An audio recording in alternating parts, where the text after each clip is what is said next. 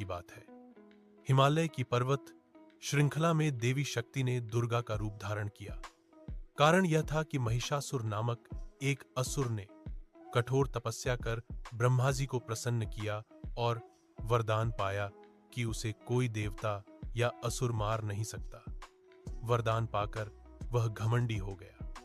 उसने देवताओं को पराजित कर स्वर्ग लोक पर अधिकार कर लिया। सब देवता दुखी होकर भगवान विष्णु और महादेव के पास पहुंचे और अपनी व्यथा सुनाई। देवताओं के तेज से एक अद्भुत शक्ति प्रकट हुई। यह शक्ति माता दुर्गा के रूप में प्रकट हुई। उनके 10 हाथों में अलग अलग शस्त्र थे। माता का स्वरूप दिव्य और अत्यंत तेजस्वी था।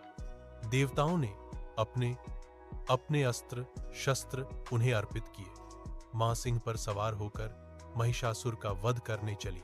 महिषासुर ने अपनी सेना के साथ भयंकर युद्ध किया। कई दिनों तक यह युद्ध चलता रहा।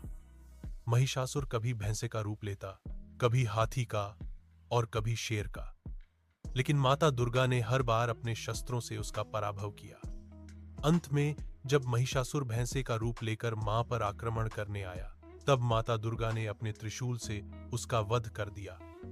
इस प्रकार देवताओं को पुनः स्वर्ग लोक मिल गया और सभी ने माता दुर्गा की स्तुति की।